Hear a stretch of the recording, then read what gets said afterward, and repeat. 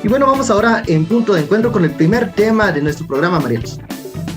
Hoy vamos a abordar el caso de Nancy Cinto y Dulce Archila, dos activistas que participaron en las manifestaciones del 21 de noviembre de 2020 en contra de la aprobación del presupuesto que recortaba millones de quetzales en programas contra la desnutrición infantil y otros servicios sociales. Ustedes recordarán que muchísimas personas salieron a la calle a manifestar en contra de ese presupuesto. A Cinto y Archila se les acusa de depredación de bienes culturales por supuestamente haber dañado una pared del Congreso con una pinta. Sin embargo, en una primera instancia, su caso fue sobreseído, porque la jueza consideró que no había delito. Una apelación del Ministerio Público, aceptada por una sala de apelaciones, revertió esta sentencia y ambas deberán enfrentar un juicio oral y público. Nuestro colega José Pablo del Águila nos lo explica en la siguiente nota. El proceso penal en contra de las activistas Nancy Cinto y Dulce Archila avanza en medio de una serie de irregularidades que han sido denunciadas por sus abogados defensores durante las últimas audiencias. Entre estas mencionan falta de imparcialidad por parte de una jueza y persecución con fines políticos. El Ministerio Público señala a Cinto y Archila de realizar pintas en la fachada del Congreso de la República durante las manifestaciones del 21 de noviembre de 2020, cuando la policía disparó bombas lacrimógenas contra los manifestantes y derivado de ello, 2 hombres perdieron un ojo y varias personas fueron llevadas a la carceleta de Torre de Tribunales acusadas de desorden público. En junio del año pasado, un juzgado clausuró el proceso que se sigue en contra de ambas activistas por el delito de depredación de bienes culturales, pues se acreditó en las audiencias que las pintas fueron lavadas con agua y jabón y no hubo daños al edificio. Sin embargo, un mes después, a petición del Ministerio Público, Procuraduría General de la Nación y del Legislativo, una sala ordenó que se reabriera el caso y que Cinto y Archila fueran enviadas a juicio. A partir de ahí, la defensa de Cinto denunció que la jueza Sonia Carol Martínez rechazó la mayoría de pruebas con las que ella buscaría probar su inocencia en el juicio y además le impidió a su abogado defensor presentar una impugnación.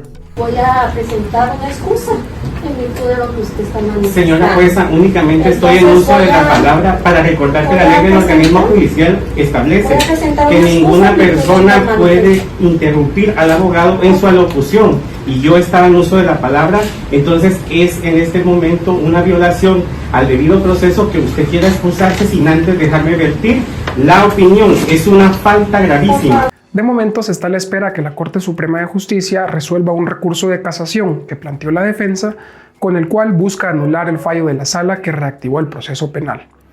Soy José Pablo del Águila y esto es Punto de Encuentro.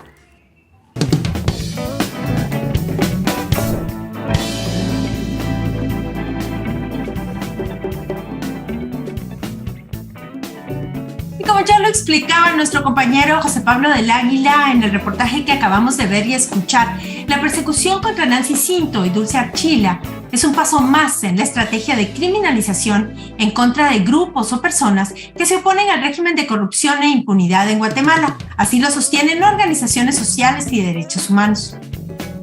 A pesar de que una jueza decretó la falta de mérito por considerar que las pintas realizadas por las activistas a una pared del Congreso no constituían delito, y se limpiaron con agua y jabón, hay que decirlo. Una sala de apelaciones a solicitud del MP, la PGN y el Legislativo ordenó que ambas enfrenten juicio.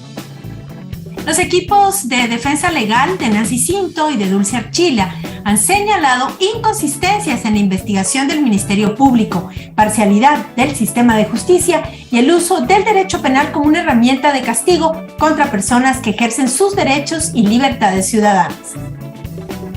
Sobre este tema nos acompañan esta noche en Punto de Encuentro el abogado especialista en derechos humanos Ramón Cadena y el historiador y antropólogo social Mauricio Chaulón. Gracias a ambos por estar con nosotros. Bienvenidos. Muchísimas gracias a Ramón Cadena, muchísimas gracias también a Mauricio Chaulón. Y quisiera empezar preguntándole al licenciado Cadena, desde el punto de vista jurídico, Ramón, ¿puede considerarse las pintas en edificios públicos, incluyendo las paredes del Congreso de la República, un delito de depredación de bienes culturales? ¿No contradice esto o entra en pugna en este derecho que tenemos todos y todas a manifestar y protestar? Sí, solo le recordamos si puede prender su micrófono. Muchas gracias. Sí, muchas gracias, les decía, y gracias por la invitación a Benkei y a usted. Definitivamente que no es delito, no es ningún delito. Dulce y la compañera estaban protegidas por la libertad de expresión, por el derecho a la libertad de expresión y por el derecho de la libertad de reunión. No es ningún delito y esto es una persecución muy clara en contra de ambas. Como usted lo decía y también el reportaje al inicio, es un intento de callar a las personas que se oponen a un sistema represivo y no es delito. Lamentablemente están violando uno de los principios básicos del derecho en general, que es el principio de legalidad. Pero en el derecho penal el principio de legalidad está muy claro. No hay crimen, no hay pena si no hay ley. Si no hay un delito previo tipificado, no puede haber delito. Así es que no hay, en este caso no hay delito, se está violando el principio de legalidad establecido en el derecho penal. Y claro, es muy lamentable, pero el Poder Judicial hoy día se ha vuelto uno de los tres poderes del Estado que está encargado de la represión de las personas a través de decisiones de jueces y juezas. Mauricio, desde el punto de vista histórico y tomando en cuenta acontecimientos mundiales, desde la Revolución Francesa, como la Revolución del 44, ¿cómo debemos de ver este tipo de actos de descontento, este tipo de expresiones de rechazo a una clase política que, veamos, está totalmente desgastada y desacreditada? Y bueno, como lo que sucedió ese 21 de noviembre de 2020, cuando un grupo de ciudadanos, de personas, incluyendo Nancy Sinto y Dulce Archila, pues mostraron su descontento contra esta clase política. ¿Qué podemos decir al respecto?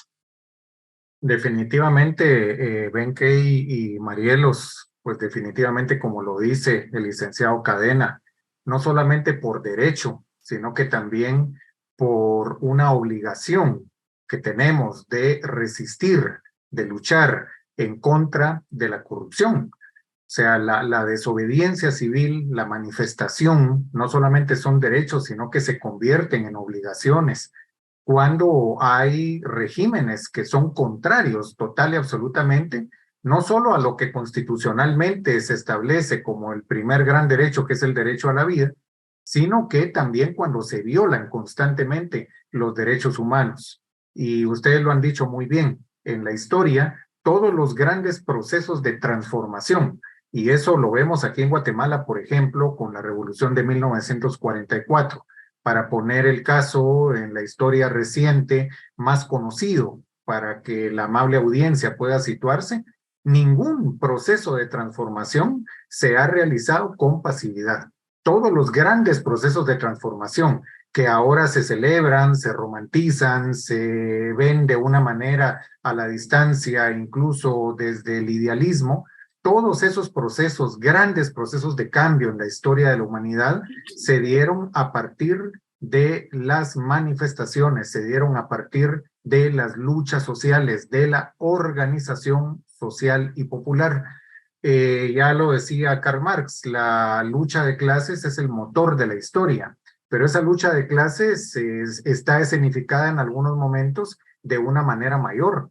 Entonces, por ejemplo, si hablamos de la independencia de los Estados Unidos en 1776, que fue un proceso revolucionario, si hablamos de la Revolución Francesa en 1789, si hablamos, por ejemplo, de la Revolución Guatemalteca en 1944, anteriormente la Revolución Mexicana en un proceso desde 1910 hasta aproximadamente 1923, lo que vamos a encontrar son grandes momentos de organización en donde no hubo pasividad. Al contrario, lo que hubo fue distintos momentos de acciones que conllevaron precisamente a que los cambios tenían que ser profundos y radicales. Entonces nos han enseñado desde regímenes como el actual en Guatemala que toda manifestación debe de ser únicamente a través de la normativa en donde no se consigue absolutamente nada.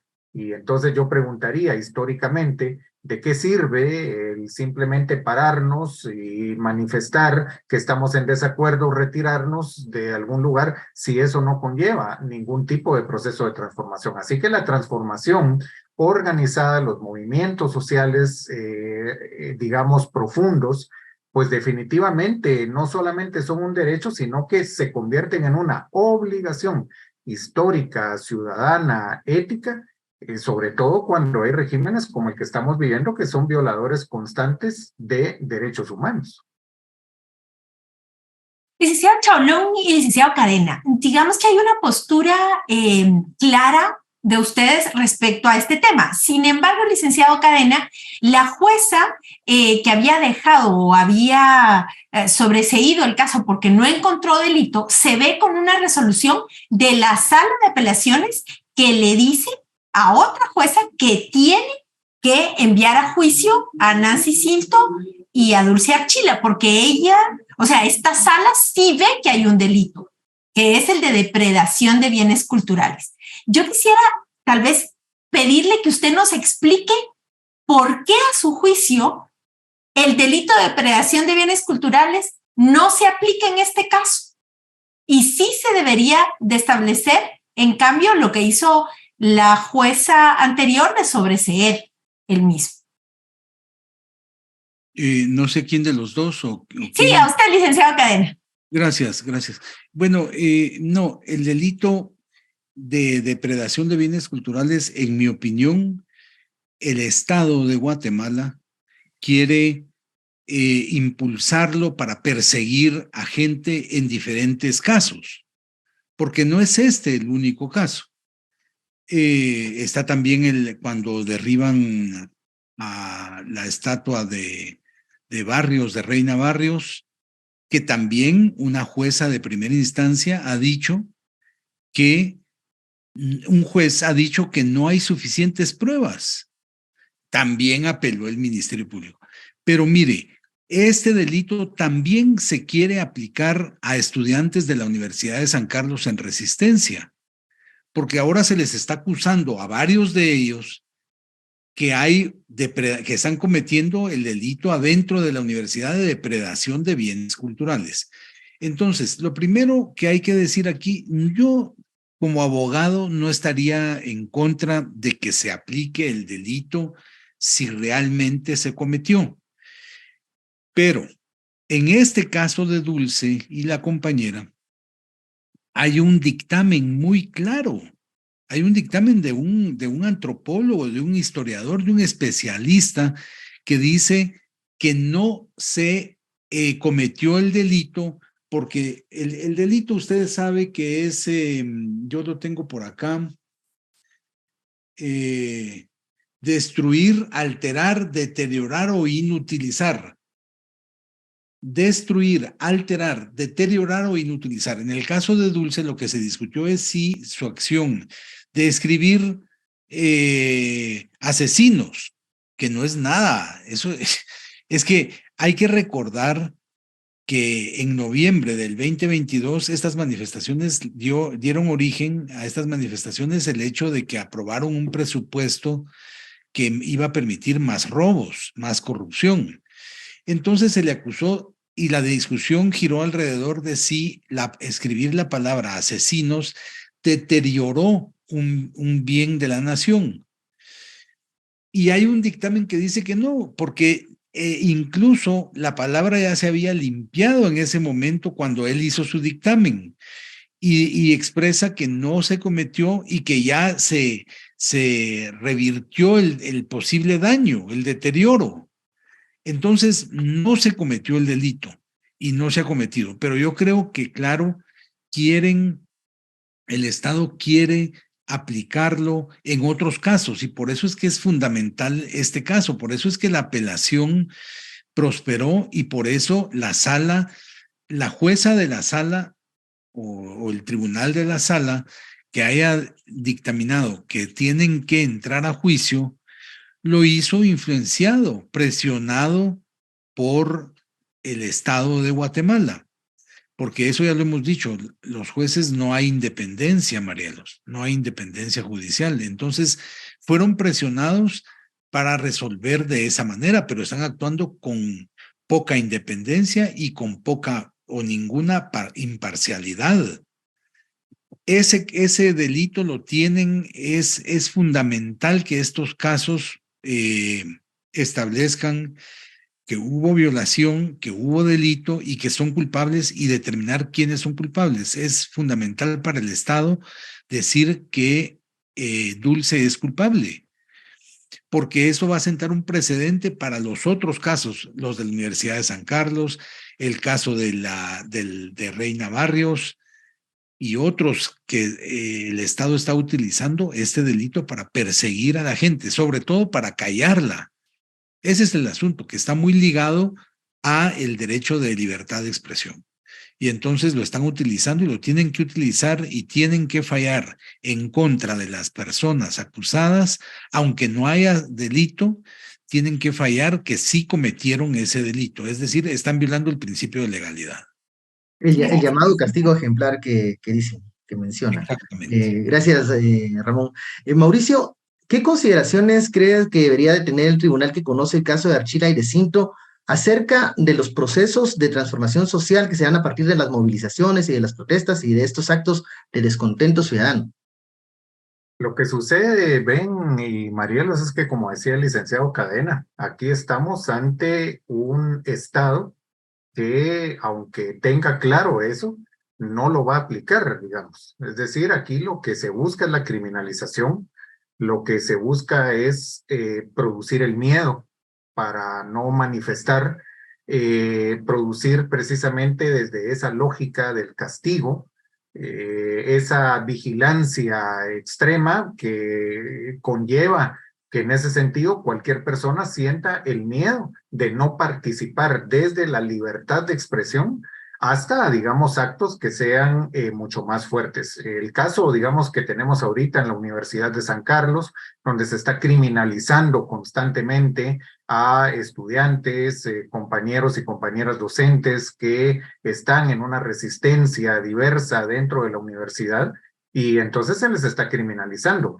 Por eso es de que este tipo, digamos, de sistema, a través de un organismo judicial que se encuentra claramente cooptado, aunque lo sepa, aunque lo entienda, pues precisamente no lo va a aplicar exactamente todo lo contrario. Y ahí es donde está esta problemática, porque aunque tengamos el derecho de nuestra parte, aunque tengamos la razón de nuestra parte, se van a aplicar las leyes con un criterio eminentemente represivo.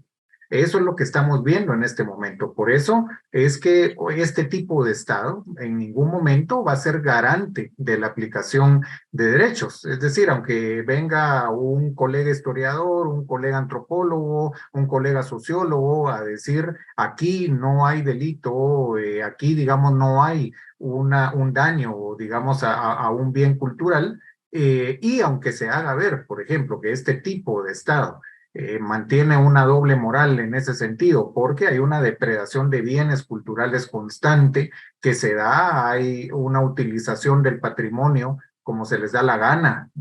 Ahorita lo hemos visto en los últimos años con el patrimonio prehispánico, con el patrimonio de la época colonial, con el patrimonio de la religiosidad popular.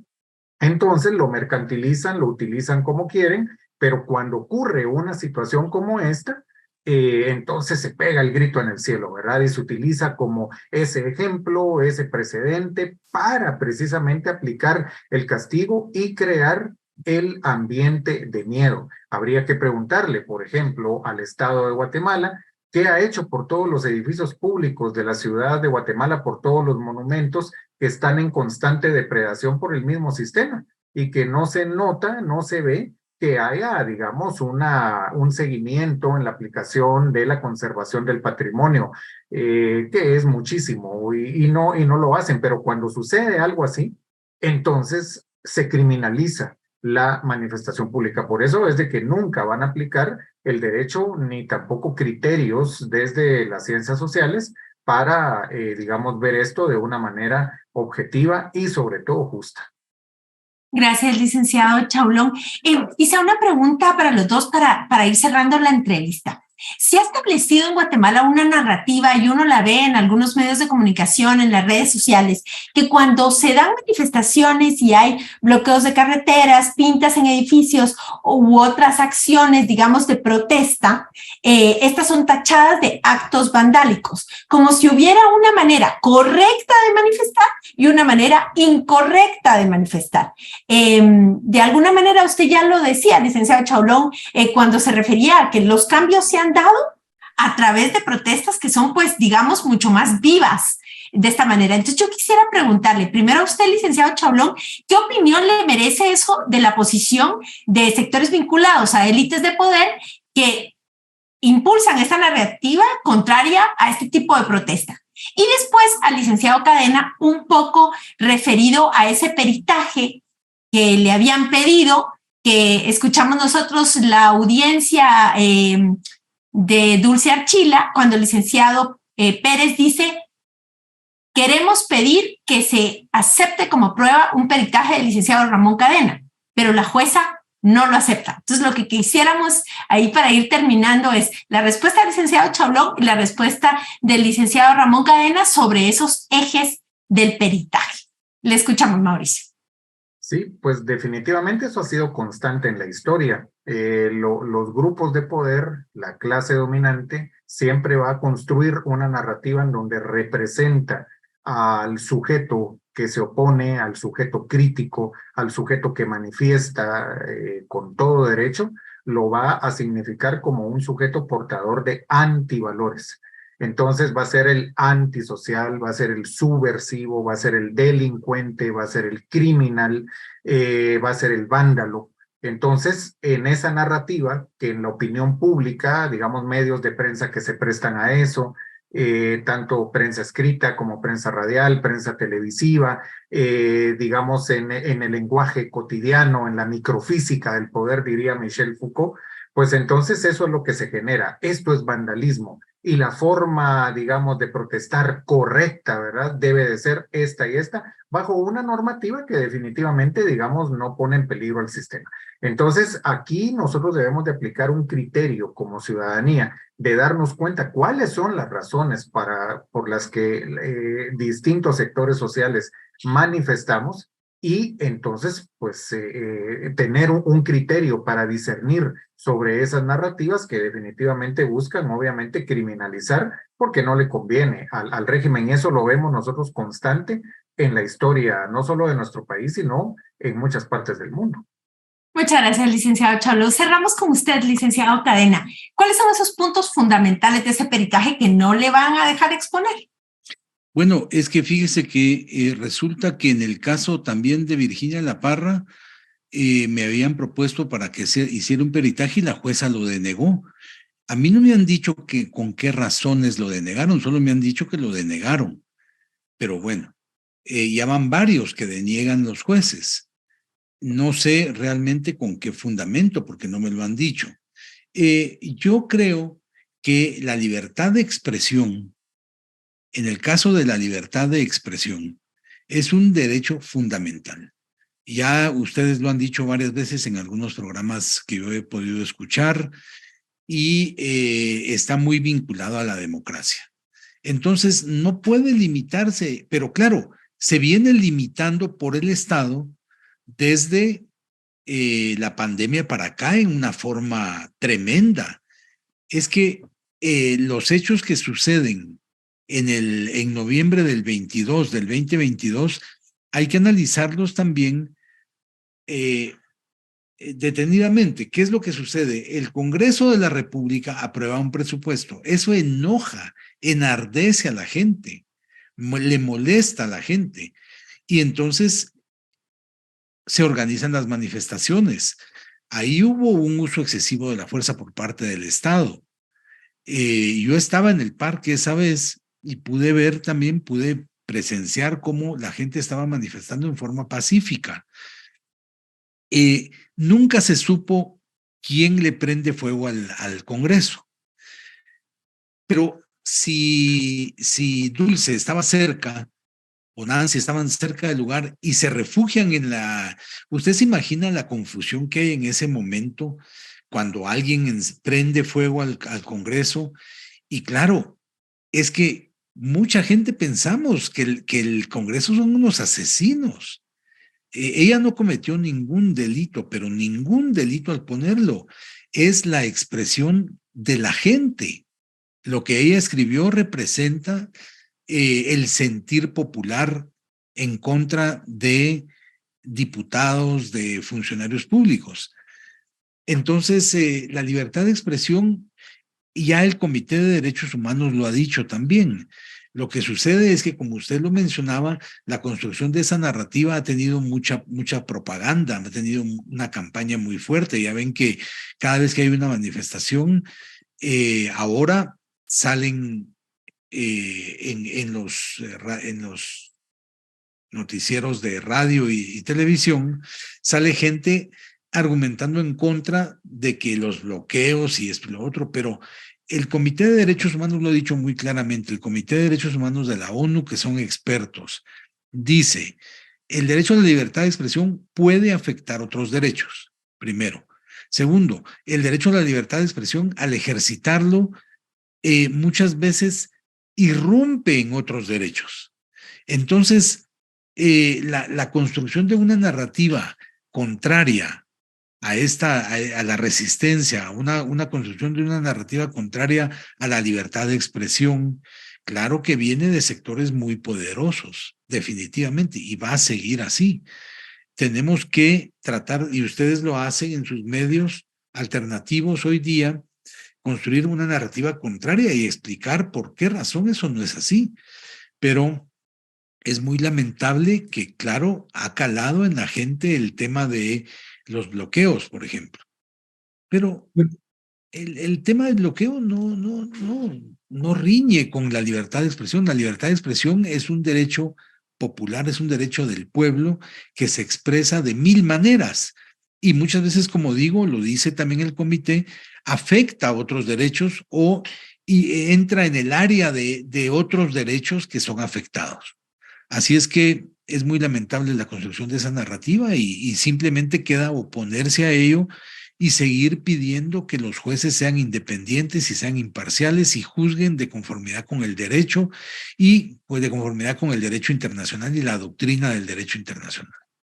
Bueno, gracias, licenciado Ramón Cadena. Hemos llegado al final de la entrevista. Vamos a seguir pendientes de este proceso. Licenciado Ramón Cadena y también el licenciado Mauricio Chaulón. Y bueno, estaremos siempre pendientes en este punto de encuentro. Muchas gracias. Gracias a ustedes.